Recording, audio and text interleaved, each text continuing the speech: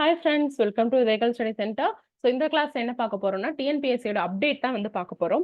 என்ன சொல்லியிருக்காங்க அப்படின்னா 2024 வந்து டிஎன்பிஎஸ்சி இந்த வருஷம் ஃபுல்லும் நடந்த தேர்வு நடவடிக்கைகள் குறித்து தான் ஒரு ப்ரெஸ் ரிலீஸ் வந்து விட்டுருக்காங்க. ஸோ இந்த ஒரு ரிலீஸ் வந்து பார்த்தீங்கன்னா கொஞ்சம் டிஃப்ரெண்டா இருந்துச்சு. எப்பவுமே ஒரு டேபிளர் காலம் மாதிரி போட்டு நோட்டிஃபிகேஷனோட டேட், எக்ஸாம் டேட் இந்த மாதிரி போட்டிருப்பாங்க. இது வந்து ஒரு பிடிஎஃப் ஃபார்மேட்ல வந்து என்னென்ன கொடுத்துருக்காங்க அப்படின்னு சொல்லிட்டு ஒரு எஸ்ஏ மாதிரி கொடுத்துருக்காங்க. பார்க்கலாம்.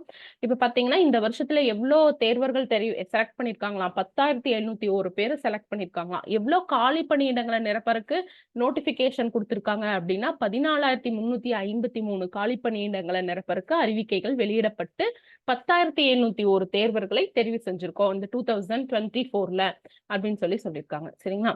சோ 30 தேர்வுகளோட தெரிவு பணிகள் வந்து ரொம்ப துரிதப்படுத்தப்பட்டு இந்த வருஷத்துல இவ்வளவு தேர்வுகள் முடிச்சு 10,701 பேரை எடுத்திருக்கோம் அப்படின்னு சொல்லியிருக்காங்க. சரிங்களா? சோ அந்த விஷயம் தான். அதே மாதிரி பாத்தீங்கன்னா நேரடி நியமனங்கள்ல வந்து பாத்தீங்கன்னா 661 பட்டியலின பழங்குடியினர் லிஸ்ட் வந்து ஷார்ட் லிஸ்ட் வந்து கொடுத்திருக்காங்க.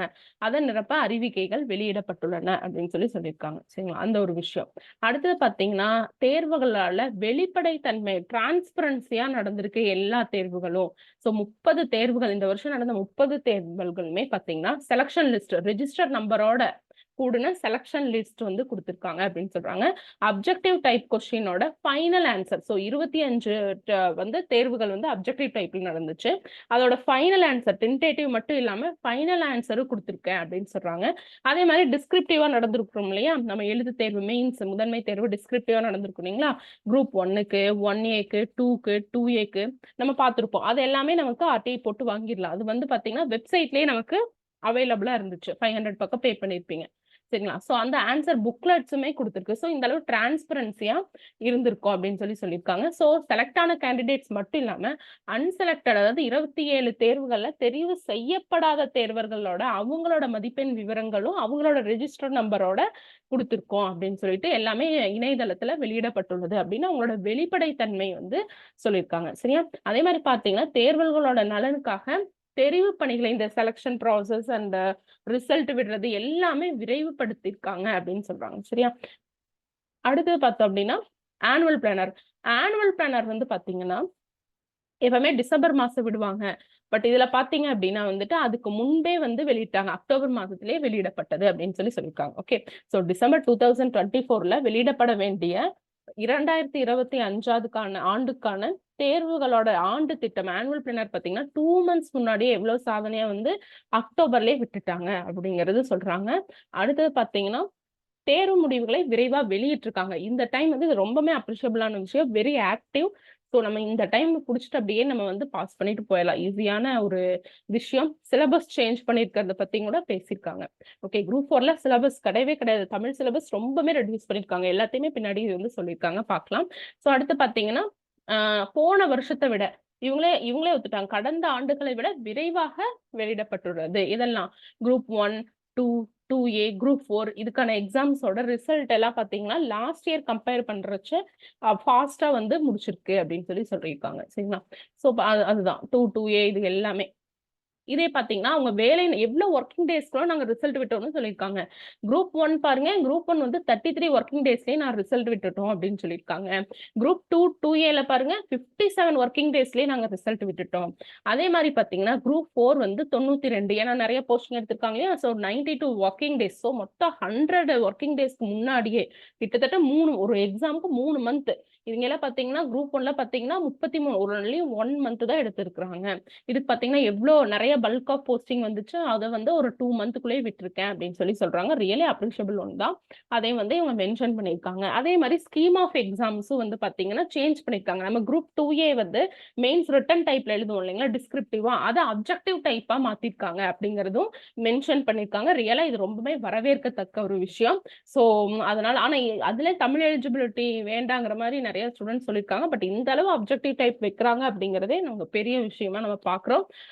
தென் வந்து பாத்தீங்கன்னா நேர்முக தேர்வு முறை ரத்து செஞ்சிருக்காங்க. அதாவது பே ஸ்கேல் 17 இருந்து 20 வாங்குவாங்க இல்லையா? அந்த சம்பள ஏற்ற முறை அந்த மாதிரி இருக்கிறவங்களுக்கு என்ன பண்ணிருக்காங்க அப்படின்னா வந்துட்டு தொழில்நுட்ப தேர்வுகள்ல நேர்முக தேர்வை வந்து கேன்சல் பண்ணிருக்காங்க. சரிங்களா? சோ டெக்னிக்கல் எக்ஸாம்ஸ் வந்து அந்த சைடு. சரிங்களா?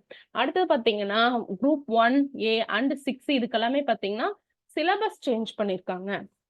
ஈவன் 2A ப்ரிலிம்ஸ்க்கு அண்ட் குரூப் 4க்கு எல்லாத்துக்குமே பார்த்தீங்கன்னா சிலபஸ் சேஞ்ச் பண்ணியிருக்காங்க அப்படிங்கிற ஒரு விஷயம் பார்க்கப்படுது. அதுவும் அது சொல்லியிருக்காங்க, சிலபஸ் சேஞ்ச் பண்ணியிருக்காங்க, ஸ்கீம் ஆஃப் எக்ஸாமும் சேஞ்ச் பண்ணியிருக்காங்க அப்படின்னு சொல்லிட்டு. ஸோ 2A ப்ரிலிம்ஸ் அதுக்கு வந்து பொதுத்தமிழ் மென்ஷன் பண்ணிருக்கிறது பொதுத்தமிழ் பாடத்திட்டம் அது வந்து மாத்திருக்காங்க. அதே மாதிரி குரூப் 4க்கு வந்து பாத்தீங்கன்னா பாடத்திட்டம் மாற்றியமைக்கப்பட்டுள்ளது அப்படின்னு சொல்லியிருக்காங்க. அடுத்தது பாத்தீங்கன்னா யூனிட் வைஸ் எவ்வளவு கொஸ்டின்ஸ் கேட்பாங்க அப்படிங்கறதும் மென்ஷன் பண்ணிருக்குது. இது எல்லாமே தேர்வர்களோட நலன் கருதி ஒவ்வொரு பேராலையும் சொல்லியிருக்காங்க.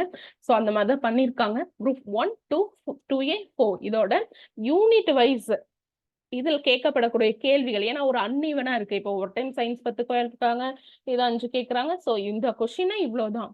சயின்ஸ்னா இவ்வளோ கொஸ்டின்ஸ் தான். ரீசனிங்ல அது 2ஆ பிரிச்சு எவ்வளோ கேட்கறாங்க, மேக்ஸ்ல இவ்வளவுதான், ஐஎன்எம் பாலிட்டியா இவ்வளவுதான் அப்படின்னு சொல்லிட்டு கரெக்டா யூனிட் வைஸா வந்து கொடுத்துருக்காங்க. ரொம்பவுமே யூஸ்ஃபுல்லா இருக்கு. ஈவன் மெயின்ஸ்க்கு கூட கொடுத்துருக்காங்க. சரிங்களா? ப்ரிலிம்ஸ் மட்டும் இல்லாம மெயின்ஸ் எக்ஸாம்ஸ்க்கு கூட கொடுத்துருக்காங்க அப்படின்னு சொல்றாங்க. சரிங்களா?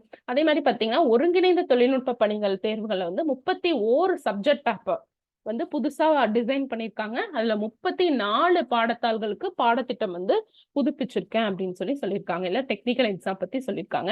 அடுத்து ரொம்ப ரொம்ப இம்பார்ட்டண்டா சிபிடி அதாவது டெக்னாலஜிக்கலி வந்து பாத்தீங்கன்னா தொழில்நுட்பத்தை பயன்படுத்தும் விதமாக என்ன பண்ணிருக்காங்க, சிபிடி டெஸ்ட் வந்து பண்ணிருக்காங்க. எவ்வளவு பேர் எழுதியிருக்காங்கன்னு பாருங்க. 1,50,000 பக்கம் வந்து தேர்வர்கள் விண்ணப்பித்த ஒருங்கிணைந்த தொழில்நுட்ப பணிகள் வந்து பாத்தீங்கன்னா அதோட அதாவது நேர்முக தேர்வு பதவிகள், நேர்முக தேர்வு அல்லாத பதவிகள், பட்டப்படிப்பு மற்றும் தொழில் பயிற்சி தரம் இந்த பதவிகளுக்கு எல்லாமே பாத்தீங்கன்னா சிபிடி டெஸ்ட் வந்திருக்கு அப்படின்னு சொல்றாங்க. சோ மொத்தம் 103 பாடத்தாள்களுக்கு சிபிடி டெஸ்ட். சோ ஒன்றும் இல்லை, சிபிடி டெஸ்ட் சிலபஸ் சேஞ்ச் பண்ணிருக்காங்க அண்ட் வந்து ரிசல்ட் எல்லாம் குயிக்கா விட்டுட்டாங்க இந்த விஷயம் சொல்றாங்க.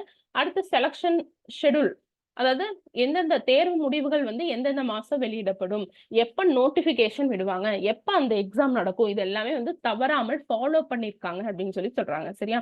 அதாவது தேர்வுகளின் முடிவுகள் தேர்வு அட்டவணைகள்ல எந்த மாசத்துல குறிப்பிடப்பட்டிருக்கிறதோ அதே மாசத்திலே தவறாமல் வெளியிடப்பட்டுள்ளது அப்படின்னு சொல்றாங்க. சரிங்களா? சோ நோட்டிபிகேஷன்ல என்ன கொடுத்தாங்களோ அதாவது ஆனுவல் பிளானர்ல என்ன கொடுத்தாங்களோ அதுதான் வந்து ஃபாலோ பண்ணிருக்காங்க, தவறாமல் வெளியிடப்பட்டுள்ளது அப்படின்னு சொல்றாங்க. அடுத்து ரொம்ப ரொம்ப இம்பார்ட்டன்ட் சர்டிபிகேட் பாத்தீங்கன்னா லாஸ்ட் குரூப் 2A மெயின்ஸ்ல நம்ம இ சர்வீஸ்க்கு போயிட்டு சர்டிபிகேஷன் அப்ளைடுக்கு வந்து நின்றுட்டு இருந்தோம். இப்பெல்லாம் பாத்தீங்கன்னா இ சர்வீஸ் தேவையில்லை, அது மூலமா மட்டும்தான் சான்றிதழை பதிவேற்றம் செய்ய முடியும். அந்த நடைமுறையை மாற்றி அமைச்சிட்டு இப்ப தேர்வர்கள் தங்களுக்கான சான்றிதழ்கள் இணையதளத்துல நம்மளே பதிவேற்றம் செய்யலாம் அப்படின்னு சொல்லிட்டு எளிமையான ஒரு வழிமுறையை கடைபிடிச்சிருக்காங்க. இந்த டைம் அதை வந்து சேஞ்ச் பண்ணிருக்காங்க அப்படின்னு சொல்றாங்க. ஓகேவா? அடுத்தது நமக்கு இன்ஃபர்மேஷன் கொடுக்கறதுல எப்படி இருக்கு, எளிமையாக இருக்கு. அதாவது சிலபஸ் தொடர்பான விஷயங்களோ இல்ல அதோட ரிசல்ட்ஸ் அதோட மார்க் ஸ்கீம் எல்லாமே 120 பாடத்தாள்களுக்கான பாடத்திட்டங்கள் எல்லாமே வந்து தேர்வாணைய இணையதளத்துல வெளியிட்டிருக்காங்க அப்படின்னு சொல்றாங்க. ஓகேவா?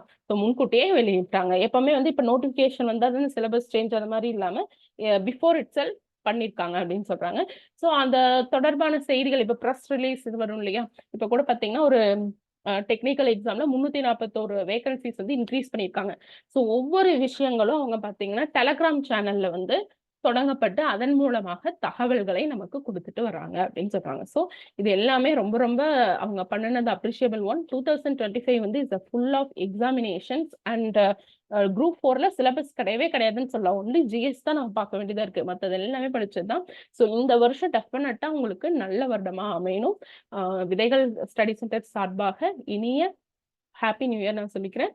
நாளைக்கு மட்டும் கொஞ்சம் ரெஸ்ட் எடுத்துட்டு கொஞ்சம் என்ஜாய் பண்ணிட்டு நீங்க படிக்க ஆரம்பிச்சிருங்க. அதே மாதிரி குரூப் 2, 2A எக்ஸாம்ஸ் அடுத்து வருது. நீங்க எந்த அளவு போர்ஷன்ஸ் கம்ப்ளீட் பண்ணிருக்கீங்க அப்படிங்கறதும் எனக்கு கமெண்ட் பண்ணுங்க. Okay, thank you friends.